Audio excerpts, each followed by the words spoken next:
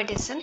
तो हम देख लेते हैं पर्सन ऑफ इंडियन ओरिजिन जो फ्रैंकोफोन अफ्रीका में रहते हैं, ठीक है। तो यहाँ पे बहुत ज़्यादा तो हम कह नहीं सकते कि रहते हैं, मॉरिशस को छोड़ दें और कुछ पर्टिकुलर रीजंस को छोड़ दें तो ज़्यादा इंडियन लोग नहीं रहते यहाँ पे। 1 मिलियन हमने अंदाज़ा लगाया कि रहते हैं, ठीक है। ज़्यादातर मैडागास्कर, मॉरिशस वगैरह में रहते हैं। जो बच गए स्मॉल नंबर में, जो मतलब बहुत कम संख्या में जो रहते हैं, वो अल्जीरिया, माली वगैरह में रहते हैं, ठीक है। तो क्या हुआ था कि इसको फ्रैंकोफोन अफ्रीका इसलिए बोला जाता है कि यहाँ पे French language as official language use किया जाता है, जैसे हमारे इंडिया में इंग्लिश हम अभी भी यूज़ करते हैं उसी तरीके से। तो इस जगह से फ्रेंच लोग चले गए थे, मतलब फ्रेंच लोगों ने इस पर्टिकुलर पार्ट को अपनी कॉलोनी बनाई और बाद में ये कुछ पार्ट इनका अंग्रेज़ों के अंदर आ गया।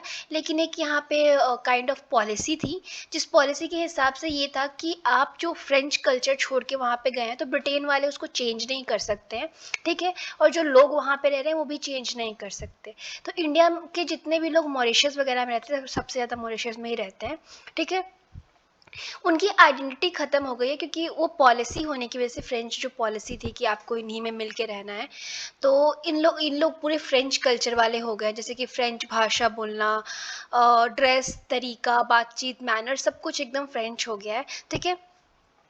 इवन जो अफ्रीकन, चाइनीज़ और भारतीय लोग जो भी इस पर्टिकुलर एरिया में गए, उन सब की आइडेंटिटी लॉस हो गई है, मतलब ख़त्म हो गई है उनकी आइडेंटिटी जो उनकी कंट्री से उनको जोड़ के रखती थी।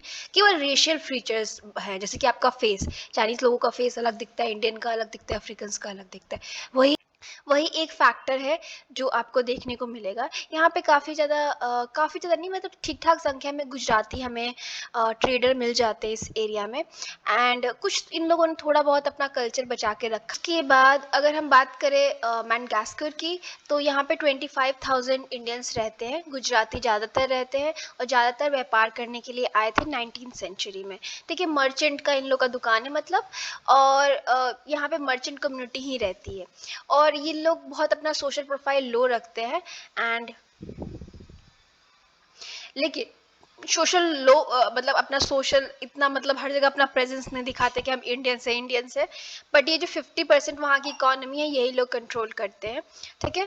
इनकी बात करें तो यहाँ पे फ्रेंच टेरिटरीज से, पौंडीचेरी से, मतलब फ्रेंच भारत को भी कॉलोनी बनाया था जिस तरीके से आपको पता है, या व्यापार करता था मान के चलिए। तो उस समय फ्रेंच लोग कुछ पौंडीचेरी से लोगों को लेके गए थे लोग, वो लोग भी यहाँ पे रहते हैं। हमने एक चीज़ नोटिस की है रिसेंट टाइम में इस फ्रैंकोफोन एरिया में, कि जो हिंदू रिलीजन के लोग हैं, स्पेशली तमिल कम्युनिटी के, वो कोशिश कर रहे हैं भारतीय ओरिजिन के कि अपना जो टेम्पल्स है, आश्रम से या धर्म से संबंधित जो प्रैक्टिसेस हैं, उनको थोड़ा सा अपने आप को जोड़ के रखना। बिकॉज सब कुछ खत्म हो गया, कुछ तो एक होना चाहिए ना अपनी कंट्री से कनेक्शन। वो उसके बाद Indian dance, music, painting, literature, food, ये सब भी वहाँ पे आपको देखने को मिल जाएगा कि थोड़ा बहुत इंडियन लोगों का है। आप अगर नोटिस करेंगे ना, तो अफ्रीकन कल्चर्स पे इतना ज़्यादा हम लोगों का कल्चर का मतलब वो है। समोसा आपको अफ्रीका में ऑलमोस्ट हर जगह पे मिल जाएगा। बहुत सारे इंडियन और अफ्रीकन डिश और मसाले बिल्कुल सेम सेम है। तो कई बार, मतलब अगर अगर आप इन कंट्रीज़ में घूमने जा रहे हैं तो एक्चुअली ऐसा होगा कि आप इंडियन खाना तो बिल्कुल भी मिस नहीं करेंगे, ठीक है। अगर हम मॉरिशस की बात करें तो एक ऐसी कंट्री है जहाँ पे 68% पॉपुलेशन इंडियन लोगों की है। बहुत ही फन फैक्ट है। एंड ज़्यादातर जो वहाँ के गवर्नमेंट को कंट्रोल करते हैं, जब से मॉरिशस आज़ाद हुआ, तो ज़्यादातर आप देखेंगे कि इंडियन लोग ही कंट्रोल करते हैं। अगर मान लीजिए कि इंडिया को अगर हम एक कंट्री बना दें, ठीक है, एग्जाम्पल के लिए, मतलब भारतीय लोगों की कंट्री इंडिया को बना दें, तो हम मॉरिशस को कैपिटल की तरह भी ट्रीट कर सकते हैं, बिकॉज इतने सारे वहाँ पे इंडियन हो गए। फ्रेंच टेरिटरी था, फ्रेंच ने इसको कॉलोनी बनाया था, बट 19th सेंचुरी में ब्रिटिशर्स ने इस पर कब्जा कर लिया। यहाँ पे ट्रीटी हुई थी। देखिए, जहाँ भी फ्रेंच के अंदर जो भी जगह था ना, वहाँ पे मोस्टली आपको ट्रीटी देखने को मिलेगी। इसको आई थिंक कैप्चुलेशन या कुछ इस तरीके की ट्री बोल जाते हैं। इसमें ये था कि जो भी फ्रेंच रूल एंड रेगुलेशन किसी कंट्री में बनाया है, तो उसको ब्रिटिशर्स छेड़ेंगे नहीं, वैसे ही चलेगा, ठीक है। तो इसी वजह से जो लोग भी मॉरिशस गए, मतलब अफ्रीकन स्लेव्स को हटा के अब बधुआ मजदूर को अंग्रेज भारत से लेके गए अफ्रीका, तो शुगर फील्ड में काम किया करते थे। और जो भारत से मर्चेंट गए, व्यापारिक वर्ग गया, वो खुद से गया था, ठीक है, उनको कोई लेके नहीं गया था बधुआ वधुआ बना के, वो लोग भी अपना काम करते रह गए, ठीक है। एंड 1.2 मिलियन पॉपुलेशन हम लोगों को लगता है कि यहाँ पे है। नहीं नहीं, एक्चुअली हमें लगता है कि 60-70% पॉपुलेशन वहाँ पे, अगर उनकी 1.23 मिलियन की जो पॉपुलेशन है उसमें हमारा ही है। एंड भले ये लोग फ्रेंच की कल्चर यहाँ पे मेंटेन रहा, लेकिन आपको देखने को मिलेगा कि वहाँ पे जो लोग गए हैं मॉरिशस, वो लोग अपनी भी कल्चरल आइडेंटिटी को खोए नहीं, यानी अपना इंडियापना जो है या भारतीयपना है वो आपको दिख जाएगा। ऐसा नहीं कि ख़त्म हो गया। भोजपुरी हो गया, भोजपुरी भाषा, क्योंकि यूपी बिहार के काफ़ी लोग गए थे, ड्रेस, खाना, काफ़ी ज़्यादा यंगर जनरेशन वहाँ की हो गई है। मॉरिशस में वो कंट्री है जहाँ पे इंडियन जो हमारा भारत की जो प्राइड है, जो भारत का कल्चर है, उसको आराम से आप देख सकते हो और आप अपना भारतीय कल्चर दिखा भी सकते हो, बहुत एक्सेप्टेड है। अ, जैसे मान लीजिए कि जो भारतीय लोग गए थे, ऐसा नहीं था कि सिर्फ एक ही रीज़न के गए थे। मान लीजिए यूपी या बिहार के बहुत सारे लोग गए थे, जो भाषा के आधार पे भी डिवाइडेड है। मॉरिशस की बात कर रही हूँ, कोई भोजपुरी बोलता है, कोई नॉन भोजपुरी बोलता है, कोई हिंदू है, कोई मुस्लिम है, कास्ट वगैरह भी आपको देखने को मिल जाएगा, ठीक है। लेकिन फिर भी वहाँ पे पॉलिटिकल कंट्रोल जो है वो काफ़ी हद तक पॉलिटिकल कंट्रोल में भारतीय लोग हैं। वहाँ पे भी 18 साल के बाद आप वोट दे सकते हैं, ऐसा सिस्टम है। मतलब करें मॉरिशस की, तो एक पहली ऐसी कंट्री है जिसमें हमारे जो नेहरू प्राइम मिनिस्टर जी थे फर्स्ट वाले, उन्होंने एक हाई कमीशन भेजा था 1946 में। महात्मा गांधी भी मॉरिशस में विजिट करने गए थे अफ्रीका से रिटर्न आते टाइम, और वहाँ पे कम्युनिटी से मिलके एडवाइस किया था कि अपने बच्चों को पढ़ाइए, पॉलिटिक्स में पार्ट लीजिए, ठीक है। तो इस तरीके से हमारा रिलेशनशिप काफ़ी मॉरिशस से अच्छा रहा है, अभी भी अच्छा है, ठीक है, क्योंकि हम लोग काफ़ी क्लोज कनेक्शन रखते हैं। अफ्रीका से बात करें तो इंडियंस का काफ़ी कम नंबर है। सेंट्रल अफ्रीका की बात करें अगर हम, तो ईस्ट अफ्रीका में ज़्यादा है। और कोई स्पेशल पोजीशन वगैरह यहाँ पे इंडियंस नहीं लेते हैं, ना मांग करते हैं। शुरुआत से ही हमने देखा है कि यहाँ पे वाइट स्किन के काफ़ी सारे लोग थे, तो इसलिए ब्लैक अफ्रीकन्स के प्रति भी, यानी जो नेटिव अफ्रीकन्स थे, और इंडियन के प्रति यहाँ पे काफ़ी सारी इश्यूज होती रही हैं। तो ये रेसिस्ट जो आइडिया था, या रेसिस्ट जो सरकार थी जहाँ पे सिर्फ वाइट लोग ही पावर में आते थे, उनको हटाने के लिए इंडियन लोगों ने हेल्प किया, और काफ़ी अच्छा हमारा क्लोज इनके साथ रिलेशन है।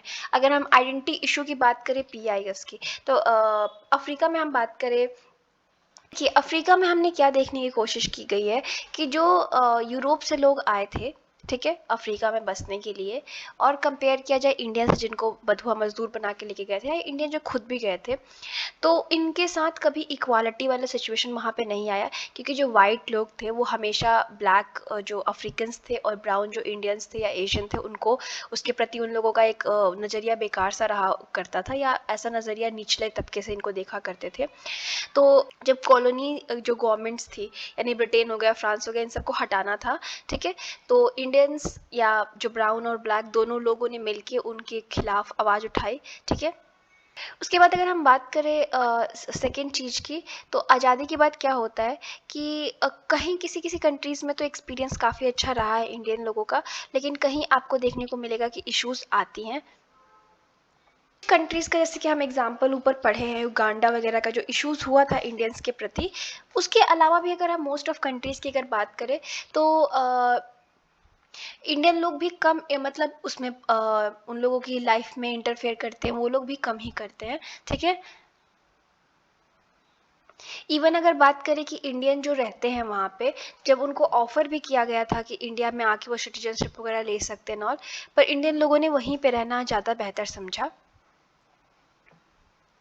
और जो भारतीय लोग हैं, PIOS है, वो लोग हिस्टोरिकली भी हम देखें और पॉलिटिकली भी देखें तो एक बहुत ही बड़ा हिस्सा बन चुके हैं अफ्रीका का, ठीक है।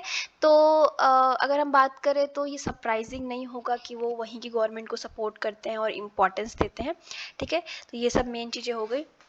करें इंडियन जो अफ्रीकन्स के प्रति इंडियन लोगों का रवैया या इंडियन गवर्नमेंट का रवैया रहा है, तो जब भी ब्लैक्स के जो नेटिव अफ्रीकन लोग थे उनके खिलाफ कुछ हुआ, चाहे भारतीय लोगों के खिलाफ हुआ, तो आज़ादी से पहले की बात करें तो गांधी जी भी खड़े हुए। हम लोगों ने जो भेदभाव हो रहा था वाइट द्वारा, उसको हमने UN में भी लेके गए। बाद में हमने देखा कि जब BJP गवर्नमेंट का फॉर्मेशन होता है, तो काफ़ी ज़्यादा सपोर्ट इंडिया की तरफ से इन लोगों को मिलता है जो अफ्रीका में रह रहे होते हैं, जो क्योंकि ये लोग भारत के हिस्से होते हैं, जो भारत को अन्य देश में रिप्रेजेंट कर रहे होते हैं, तो ये एक सेंसिटिव और मेजर इशू बन जाता है। बात बात करें कि हमने डिस्कस कर लिया है पहले कि किस तरीके से भारतीय के खिलाफ या ब्राउन लोगों के खिलाफ वहाँ पे चाहे जो अफ्रीकन्स भी थे जो ब्लैक थे कलर से यानी रेस के हिसाब से जो भेदभाव होता था उसमें गांधी जी का बहुत बड़ा योगदान था। उन्होंने आंदोलन वगैरह किया था। मैं बहुत इन डेप्थ में यहाँ पे नहीं जा रही, आपको बेसिक आइडिया दे रही हूँ, आप एग्जाम में लिख सकते हैं। ठीक।